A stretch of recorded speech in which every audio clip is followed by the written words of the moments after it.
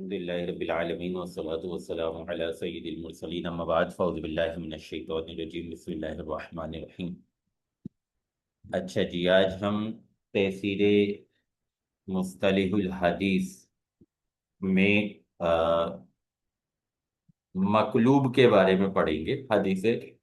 مقلوب تعریف اس کی تعریف لغت کے اعتبار سے ہوا اسم مفعول من القلب، قلب سے اسم مفعول ہے، وہو تحویل الشیء عن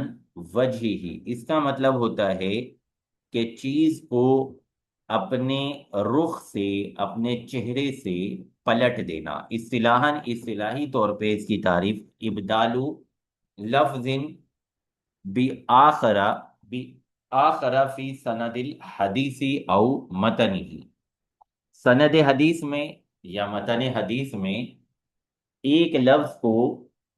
دوسرے لفظ سے بدل دینا، بتقدیم او تاخیر ونحوہ، یہ بدلنا تقدیم کے ساتھ، تقدیم کے اعتبار سے ہوگا یا تاخیر کے اعتبار سے ہوگا، یا اس کے علاوہ کوئی اور صورت بھی ہو سکتی ہے۔ اس کی اقسام یوں بنیں گی: ینقسم المقلوب، مقلوب کو تقسیم کیا جاتا ہے الی قسمین رئیسین، دو بنیادی قسموں کی طرف، ہما وہ دو بنیادی قسمیں: مقلوب السندی، مقلوب المتنی۔ مقلوب السندی وہو ما وقع الابدال فی سندہ، وہ ہے جس کی سند میں ابدال واقعہ ہو، وَلَهُ صورتانی، اس کی دو صورتیں بنتی ہیں: ان یقدم الراوی ویؤخر فی اسم احد الرواتی، کہ راوی کو مقدم کر دیا جائے اور راویوں میں سے کسی ایک کے نام میں، و اسمی ابیہ، اور اس کے باپ کے نام میں تاخیر کر دی جائے، اسے مؤخر کر دیا جائے، کا حدیث مروی عن کعب بن مرہ، جیسا کہ وہ حدیث جو کعب بن مرہ سے روایت کی گئی ہے، فیرویہ الراوی، اسے راوی یوں روایت کرتا ہے، ان مرہ بن کعب۔ دوسری صورت یہ ہے ان یبدل راوی شخصا بآخر بقصد الاغراب، کہ راوی جو ہے وہ ایک شخص کو دوسرے شخص سے بدل دیتا ہے اجنبیت پیدا کرنے کے ارادے سے، حدیثی مشہور، جیسا کہ مشہور حدیث ان سالم فیجعلہ راوی عن نافع، تو راوی جو ہے اسے حضرت نافع رضی اللہ تعالیٰ عنہ سے روایت بیان کر دیتا ہے۔ وَمِمَّنْ كَانَ يَفْعَلُ ذَلِكَ مِنَ الرُّوَاةِ، اور ان راویوں میں سے جو ایسا کام کیا کرتے تھے، حماد بن عمرو نصیبی، ایک ہے حماد بن عمرو نصیبی، ھذا مثالہ، یہ اس کی مثال ہے، حدیث رواہ حماد نصیبی عن العامش عن ابی صالح عن ابی ہریرہ مرفوعا اذا لقیتم المشرکین فی طریق فلا تبدؤوہم بالصلاۃ فھذا حدیث مقلوب، یہ حدیث مقلوب ہے۔ فقلبہ حماد نے اس میں تقلیب کی ہے، فجعلہ عن العامش، اسے عامش سے روایت بیان کیا ہے، وَإِنَّمَا هُوَ مَعْرُوفٌ عَنْ سُہَیلِ بْنِ ابی صالح، حالانکہ یہ حدیث مشہور ہے سہیل بن ابو صالح سے، عن ابیہ عن ابی ہریرہ، ہاکذا اسی انداز پہ اخرجہ مسلم فی صحیح، امام مسلم رحمۃ اللہ تعالی علیہ نے اپنی صحیح میں اس کی تخریج کی ہے۔ وَهَذَا النَّوْعُ مِنَ الْقَلْبِ، تو قلب کی یہ والی جو قسم ہے، هو الذی یطلق علی راویہ، جو اس کے راوی پر بولی جاتی ہے، جس کا اطلاق اس کے راوی پر کیا جاتا ہے، انہو یسرک الحدیث، کیا کہا جاتا ہے اس کے راوی کو کہ یہ حدیث میں سرقہ کرتا ہے، حدیث میں سرقہ کا ارتکاب کرتا ہے۔ مقلوب المتن، دوسری قسم ہے مقلوب المتن، وہو ما وقع ابدال فی متن ہی، جس کے متن میں ابدال واقعہ ہوتا ہے، وَلَهُ صورتانی ایدن، اس کی بھی دو صورتیں بنتی ہیں، این یقدم الراوی ویؤخر، این یقدم الراوی ویؤخر فی بعد متن الحدیث، ایک صورت یہ بنتی ہے کہ راوی حدیث کے متن میں سے کچھ حصے کو مقدم کرے اور کچھ کو مؤخر کر دے۔ مثال ہو، اس کی مثال حدیث ابی ہریرہ عند مسلم فی السبعۃ الذین یظلمہم اللہ فی ظلہ یوم لا ظل الا ظلہ ففیہ، اب اس روایت میں جو افراد گنائے گئے ہیں، رجل تصدق بی صدقۃ فاخفاها حتی لا تعلم یمینہ ما تنفق شمالہ، ما تنفق شمالہ، فہذا مما انقلب علی بعض الرواتی، یہ ان حدیثوں میں سے ہے کہ جنہیں بعض راویوں پر مقلب کر دیا گیا، انما ہوا حتی لا تعلم شمالہ ما تنفق یمینہ، اب یہاں پہ شمالہ کا تعلق جو ہے وہ لا تعلم سے کر دیا، اور یمین کا تعلق تنفق سے کر دیا۔ دوسری قسم ہے یجعل الراوی متنا ھذا الحدیث علی اسناد آخر، کہ راوی جو ہے اس حدیث کے متن کو کسی اور سند پر ڈال دے، کسی اور سند کے ساتھ ملا دے، ویجعل اسنادہ لمتن آخر، اور اس کی سند کو کسی اور متن کے لیے مقرر کر دے، وذالک بقصد الامتحان وغیرہ، اور یہ کام امتحان وغیرہ کے لیے بھی ہوتا تھا، امتحان وغیرہ کے ارادے سے بھی ایسا کیا جاتا تھا۔ مثال ہو، اس کی مثال ما فعل اہل بغداد مال امام البخاری، جو کام اہل بغداد نے امام بخاری رحمۃ اللہ تعالی علیہ کے ساتھ کیا تھا، اس قلبو لہو میت حدیث، انہوں نے امام بخاری کے لیے 100 حدیثوں کو بدل دیا تھا، ان میں تکلیف کر دی تھی، وَسَأَلُوهُ عَنْهَا، اور ان سے ان حدیثوں کے بارے میں سوال کیا تھا، امتحاناً لِحِفْظِهِ،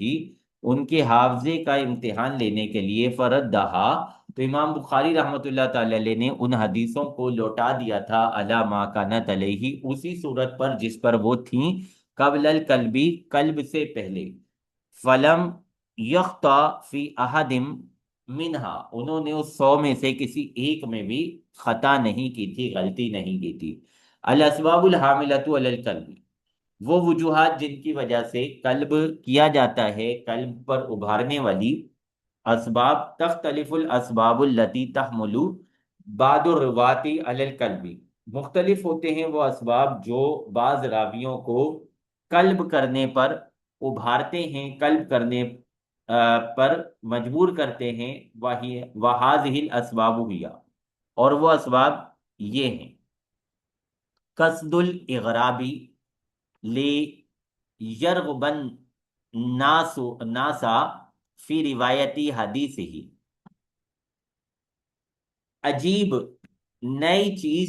نئے انداز کا ارادہ کرتا ہے کوئی شخص، تاکہ لوگ اس کی حدیث کو روایت کرنے میں رغبت کریں، والاخذ عنہ، اور اس سے حدیثیں لینے میں راغب ہوں، وقصد الامتحان، اور بعض اوقات جو ہے وہ امتحان کا قصد کرتا ہے، تعقدا من حفظ الحدیث محدثی و تمامی ضبطی ہی، بعض اوقات جو ہے وہ امتحان اور تعقد کا ارادہ کرتا ہے محدث کے حافظے اور اس کے مکمل ضبط کی موقد کرنے کے لیے، اس بات کو پختہ کرنے کے لیے کہ یہ اس کا حافظہ بڑا مضبوط ہے اور اس کا جو ضبط ہے وہ بہت مضبوط ہے۔ الوقوع فی الخطائی والغلط فی من غیری قصد، ایک وجہ یہ بھی ہوتی ہے کہ بغیر کسی ارادے اور قصد کے جو ہے غلطی اور خطا کی وجہ سے قلب واقع ہوتا ہے۔ حکم القلبی، قلب کا حکم، انکان القلب بقصد الاغرابی، اگر انوکھا کرنے کے لیے، عجیب کرنے کے لیے قلب کیا، فلا شکا، تو کوئی شک نہیں ہے، فی انہ لا یجوز، کہ یہ قلب جائز نہیں ہوگا، لأن فیہ تغییرا للحدیثی، کیونکہ اس میں حدیث کی کیفیت کو بدل دینا ہے، وہذا من عمل الوداعین، اور یہ وضع کرنے والوں، گھڑنے والوں کا عمل ہے۔ وَإِنْ كَانَ بِقَصْدِ الْإِمْتِحَانِ، اور اگر یہ قلب جو ہے وہ آزمائش کے لیے ہے، امتحان کے لیے ہے، فَهُوَ جائز، تو پھر یہ جائز ہے، لِلتَّثَبُّتِ من حفظ المحدثی و اہلیتہ، محدث کے حافظے اور اس کی اہلیت کو ثابت کرنے کے لیے، پختہ کرنے کے لیے، وہذا بشرطی ان یبین الصحیح، اور اس کی شرط یہ ہوتی ہے کہ صحیح کو بیان کر دیا جائے، قبل انفداد المجلسی، مجلس کے بکھرنے سے پہلے، مجلس کے ختم ہونے سے پہلے، و ان کانا ان خطائن و سہوین، اور اگر یہ قلب غلطی کی وجہ سے ہے، غلط فہمی کی وجہ سے ہے، فلا شک، تو کوئی شک نہیں ہے کہ ان فاعلہ معذور فی خطئہ، کہ اس کا ارتکاب کرنے والا اپنی خطا میں، اپنی غلطی میں معذور ہے، عذر خواہ ہے، لیکن اذا کثر ذالک منہ، لیکن اگر اس سے یہ معاملہ کثیر ہو جائے، بہت زیادہ ہو، اس طرح کی غلطیاں کرنے لگے، فإنہ یخل بضبطہ، تو یہ معاملہ اس کے ضبط میں خلل پیدا کرے گا، ویجعلہ ضعیفا، اور اس راوی کو ضعیف بنا دے گا، ضعیف قرار دے گا۔ اما الحدیث المقلوب فہو من انواع الضعیف المردود کما هو معلوم، بہرحال حدیث مقلوب وہ ضعیف مردود احادیث کی اقسام میں سے ایک ہے، جیسا کہ یہ بات معلوم ہے۔ اشہر المصنفاتی فیہ، مقلوب احادیث کے بارے میں تصنیفات میں جو سب سے زیادہ مشہور ہے، کتاب رافع ارتیابی فی المقلوبی من الاسماء والاقلابی للخطیب البغدادی، والظاہر من اسم الکتابی، اس کتاب کے نام سے ہی یہ بات ظاہر ہو جاتی ہے کہ انہ خاص، کہ یہ خاص ہے، بقسم المقلوب الواقعی فی السندی فقط، اس مقلوب کی اس قسم کے ساتھ جو سند میں واقع ہوتی ہے فقط۔ المزید فی متصل الاسانیدی، اچھا جی، اگلی قسم ہے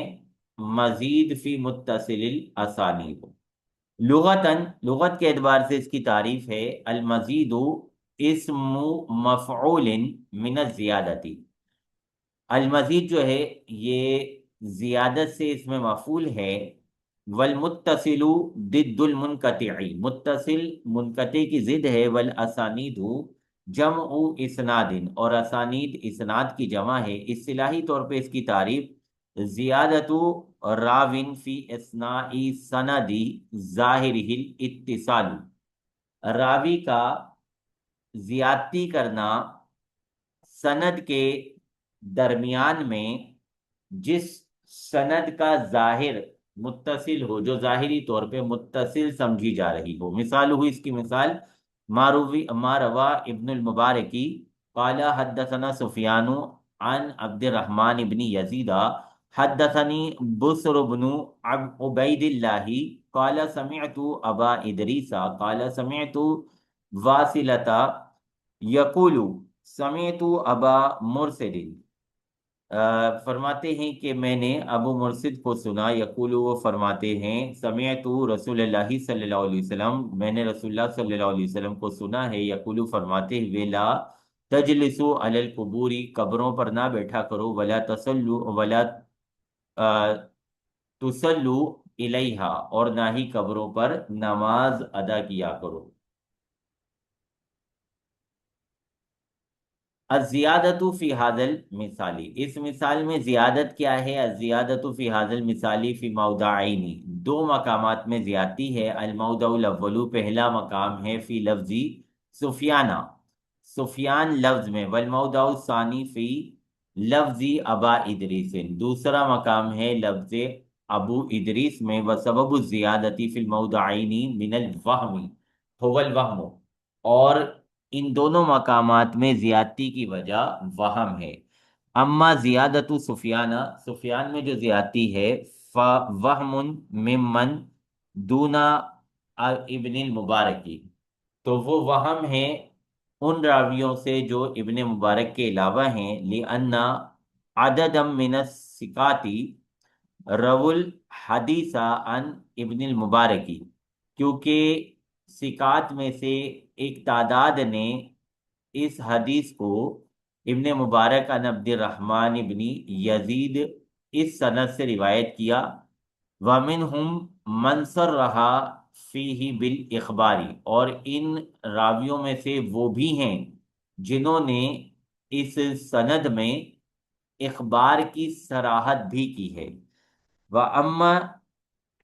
زیادت، دوسری صورت ہوگی زیادتی، دوسری جو یہاں پہ زیادتی تھی ابا ادریس، وہ ابو ادریس کے حوالے سے تھی، فوہم من ابن مبارک، یہ ابن مبارک کا وہم ہے، لأن عدد من الثقات رووا الحدیث عن عبد الرحمن ابن یزید، کیونکہ ثقات میں سے ایک تعداد نے اس حدیث کو روایت کیا ہے عن عبد الرحمن ابن یزید، فلم یذکروا ابا ادریس، انہوں نے ابو ادریس کا ذکر نہیں کیا، ومنہم من صرح بسماع بسر من واصلہ، اور ان میں سے کچھ تو وہ بھی ہیں جنہوں نے صراحت کی ہے بسر کے واصلہ سے سماعت کی۔ شروط رد زیادتی، زیادتی کے رد کی شرطیں، یشترط لرد زیادتی، شرط رکھی جائے گی زیادتی کے رد کے لیے، و اعتباریہا، اور زیادتی کے معتبر ہونے کے لیے، وہما ممن زادہا شرطانی، یہ دونوں چیزیں ان میں سے ہیں کہ دو شرطیں، ہما وہ دو شرطیں یہ ہیں، ان یکون من لم یزدہا اتقن ممن زادہا، کہ جس نے زیادتی نہیں کی وہ اس سے زیادہ مضبوط ہو، اس سے زیادہ قابل بھروسہ ہو جس نے زیادتی کی ہے۔ این یقع التصریح بالسماع فی موضع الزیادتی، دوسری شرط یہ ہے کہ زیادتی کے مقام میں لفظ سبا یا سما والے مفہوم کی صراحت واقع ہو۔ فَإِنِ اخْتَلَّ الشَّرْطَانِ أَوْ وَاحِدٌ مِّنْهَا، اگر دونوں شرطیں یا دونوں میں سے کوئی ایک شرط غلط ہو جائے، اس میں خلل آ جائے، ترجحت الزیادت، تو زیادت کو ترجیح مل جائے گی، وقبلت، اور اسے قبول کر لیا جائے گا، وَأُعْتُبِرَ الْإِسْنَادُ الْخَالِي مِنْ تِلْكَ الزِّيَادَةِ مُنْقَطِعًا، اور وہ اسناد جو اس زیادتی سے خالی ہے اس کو منقطع سمجھا جائے گا، لیکن انقطاعہ خفی، لیکن اس کا انقطاع خفی ہوگا، وَهُوَ الَّذِي يُسَمَّى الْمُرْسَلُ الْخَفِيُّ، یہ وہی قسم ہے جسے مرسل خفی کہا جاتا ہے۔ الاعتراضات الواردۃ علی ادعاء وقوع الزیادتی، زیادتی کے واقعہ ہونے کے دعوے پر وارد ہونے والے اعتراضات، یا تریدو علی ادعائی وقوع زیادتی بھی اعتراضینی ہما، زیادتی کے واقعہ ہونے کے دعوے پر دو اعتراضات وارد ہوتے ہیں، وہ دونوں یہ ہیں: امکان الاسناد الخالی عن زیادتی بحرفی ان، کہ اگر اسناد جو کہ زیادتی سے خالی ہے ان کے حرف کے ساتھ ہو، فی موضع زیادتی، زیادتی کے مقام میں، فینبغی تو مناسب ہوتا ہے، ان یجعل منقطعا، کہ اسے حدیث منقطع قرار دیا جائے، وَإِنْ كَانَ مُصَرَّحًا فِيهِ بِالسِّمَاعِ، اگر اس سند میں سما کی تصریح ہے، احتمل ان یکون سمعه من رجل عنہ اولا، تو یہ احتمال پیدا ہو جاتا ہے کہ اس کی سماعت اس شخص سے ہو جس سے اولاً اس نے سماعت کی ہے، ثم سمعہ منہ مباشرتاً، پھر اس نے اس سے سماعت کی ہو ملنے کی حالت میں،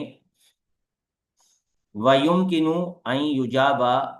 عَلَى ذَلِكَ بِمَا يَلِيَ، ممکن ہوتا ہے کہ ان اعتراضات کا جواب دیا جائے ان باتوں کے ساتھ جو ملی ہوئی آتی ہیں، جو ابھی آتی ہیں: اما الاعتراض الاول فهو كما قال المعترض، بہرحال اعتراض اول جو ہے وہ تو اسی طرح ہوگا جس طرح معترض نے کہا ہے. اما الاعتراض الثانی، بہرحال جو دوسرا اعتراض ہے، فالاحتمال المذکور فیہ ممکن، تو یہ مذکورہ احتمال اس میں ممکن ہے، لیکن العلماء لا یحکمون علی الزیادتی، لیکن علماء زیادت ہونے پر حکم نہیں لگاتے، بینہا وہم، کہ یہ وہم ہے، الا ما قرینۃ، مگر اس قرینے کے ساتھ، تدل علی ذالک، جو اس کے وہم ہونے پر دلالت کرتا ہو. اشہر المصنفات فیہ کتاب تمییز المزید فی متصل الاسانید للخطیب البغدادی. المضطرب، اگلی قسم ہے مضطرب. تعریفہ لغتاً، اس کی تعریف لغت کے اعتبار سے ہوا اسم فاعل من الاضطرابی، یہ اضطراب سے اس میں فاعل ہے، وہو اختلال الامر و فساد نظامہ، جس کا مطلب ہوتا ہے معاملے کا خلل میں پڑ جانا، خرابی میں پڑ جانا، اور اس کے نظام کا خراب ہو جانا. اصلہ من اضطرب الموج، اس کی اصل جو ہے وہ اضطرب الموج سے ہے. اذا کثرت حرکتہ، جب موج کی حرکت کثیر ہو جائے، وضرب بعضہ بعضا، اور اس کا بعض پہ پڑھنے لگے، بعض سے ٹکرانے لگے. اصطلاحی طور پہ اس کی تعریف بنتی ہے ما روا علی اوجہ، جسے روایت کیا علی اوجہ مختلفۃ متساویۃ فی القوۃ، مختلف جہتوں پر، مختلف انداز پر، جو کہ قوت میں برابر ہیں. شرح التعریفی، تعریف کی شرح یہ بنتی ہے کہ ای هو الحدیث الذی یروى علی اشکال متعارضۃ متدافعۃ، کہ حدیث جسے روایت کیا گیا ہے مخالف اور ایک دوسرے کو دفع کرنے والی اشکال پر، بحیث لا یمکن التوفیق بہا ابدا، اس طرح کہ ان کے درمیان موافقت کبھی بھی ممکن نہیں ہوتی. وتکون جمیع تلک الروایاتی، اور یہ تمام روایتیں متساویتاً متساوی ہوں گی، فی القوتی، قوت میں، من جمیع الوجوہ، تمام جہتوں میں، تمام انداز میں، بحیث لا یمکن ترجیح احدہما علی الاخری، اس حیثیت سے کہ ان میں سے کسی ایک کو دوسرے پر ترجیح دینا ممکن نہیں ہوگا، بوجہ من وجوہ ترجیح، وجوہ ترجیح میں سے کسی وجہ سے. شروط التحقق الاضطرابی، اضطراب کے ثابت ہونے کی شرطیں. یتبین من النظر فی تعریف المضطربی، ظاہر ہو جاتا ہے مسترب کی تعریف میں غور کرنے سے وشرح ہی اور اس کی شرح میں غور کرنے سے کہ انہ لا یسمى الحدیث مضطربا، کہ حدیث کو مضطرب نہیں کہا جاتا الا اذا تحقق فیہ شرطانی، مگر یہ کہ اس میں جب دو شرطیں ثابت ہو جائیں، وہما اور وہ دو شرطیں یہ ہیں اختلاف روایات الحدیثی بحیث لا يمکن الجمع بینہما، حدیث کی روایتوں کا اس انداز میں مختلف ہونا کہ ان کو جمع کرنا ممکن نہ رہے۔ دوسری شرط تصاویر روایاتی فی القوتی، قوت میں روایتوں کا برابر ہونا، بحیث اس حیثیت سے کہ لا یمکن ترجیح روایت علی اخرى، کہ ایک روایت کا دوسری پر ترجیح دینا ممکن نہ ہو۔ اما اذا ترجحت احد الروایاتی علی الاخرى، بہرحال جب روایتوں میں سے ایک کو دوسرے پر ترجیح حاصل ہو جائے، او امکن الجمع بینہا، یا پھر ان کے درمیان جمع کرنا ممکن ہو جائے، بشکل مقبول، کسی مقبول انداز میں، فإن صفت الاضطرابی تزول عن الحدیثی، تو پھر ان صورتوں میں اضطراب کی صفت، اضطراب کا نام اس حدیث سے ختم ہو جائے گا۔ تعمل بالروایت الراجحتی، تعمل بالروایت الراجحتی، اور راجح روایت پر عمل کیا جائے گا، فی حالت ترجیح، ترجیح کی حالت میں، وتعمل بجمیع روایاتی، اور تمام روایتوں پر عمل کیا جائے گا، فی حالت امکان الجمع بینہا، ان روایتوں کے درمیان جمع کے ممکن ہونے کی حالت میں۔ اقسام ہوں، اس کی اقسام کیا بنتی ہیں؟ ینقسم المضطرب، مضطرب تقسیم ہوتی ہے بحسب موقع الاضطراب فیہ، اس میں اضطراب کے موقع کے اعتبار سے، الی قسمین، دو قسموں کی طرف، مضطرب السندی و مضطرب المتنی۔ وقوع الاضطرابی فی السندی اکثر، اور اضطراب کا واقعہ ہونا سند میں بہت زیادہ ہے۔ مضطرب السندی مثال ہو، مضطرب السند کی مثال حدیث ابی بکر رضی اللہ تعالیٰ عنہ قال یا رسول اللہ صلی اللہ علیہ وسلم اراکا شبت، قال شبیتنی حود و اخواتها، قالت دارقطنی ھذا مضطرب، دارقطنی کہتے ہیں یہ حدیث مضطرب ہے،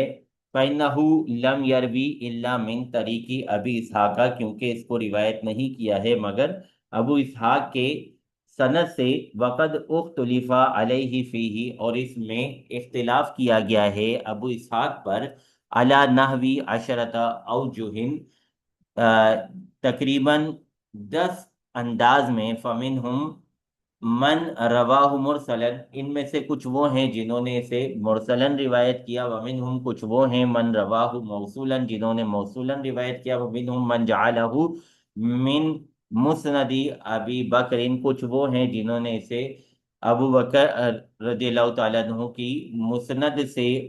قرار دیا، ومنہم من جعلہ من مسند سعد، کچھ وہ ہیں جنہوں نے اسے حضرت سعد رضی اللہ تعالیٰ عنہ کی مسند سے قرار دیا، ومنہم من جعلہ من مسند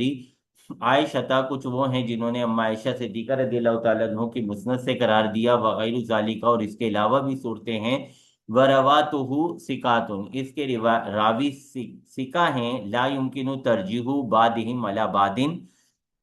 ان میں سے بعض کا بعض پر ترجیح دینا ممکن نہیں ہوتا، والجمع متعذر، اور ان سب کو جمع کرنا بھی متعذر ہے۔ مضطرب المتن، مضطرب المتن کی مثال ما رواہ الترمذی عن شریک عن ابی حمزہ عن الشعبی عن فاطمہ بنت قیس رضی اللہ تعالی عنہ قالت سئل رسول اللہ صلی اللہ علیہ وسلم عن الزکاة فقال ان فی المال لحقا سوى الزکاة، ورواہ ابن ماجہ من ھذا الوجہ بلفظ، اور ابن ماجہ نے جو ہے اسے اس لفظ کے ساتھ روایت کیا، لیس فی المال حق سوى الزکاة، قال العراقی، عراقی نے کہا فھذا اضطراب لا يحتمل التاویل، یہ ایک ایسا اضطراب ہے جس میں تاویل کا احتمال نہیں پایا جاتا، ممن یقع الاضطراب، ان افراد میں سے جو اضطراب میں واقع ہوتے ہیں، قد یقع الاضطراب من راوین واحدین، کبھی اضطراب واقع ہوتا ہے ایک ہی راوی سے، بین بین یرول حدیث علی اوجہ مختلف، اس طرح کہ وہ ایک ہی راوی حدیث کو مختلف انداز میں روایت کرتا ہے، وقد یقع الاضطراب من جماعت، اور کبھی اضطراب واقع ہوتا ہے ایک گروہ سے، یروی کل منہم الحدیثہ، ان میں سے ہر ایک روایت کرتا ہے علی وجہ، ایسے انداز پر، یخالف روایت الاخرین، جو کہ دوسروں کی روایت کے مخالف ہوتا ہے، سبب دو فی المضطربی، مضطرب کے ضعیف ہونے کی وجہ، سبب دو فی المضطربی ان الاضطراب یشعر بعدم ضبط رواته، اضطراب شعور دلاتا ہے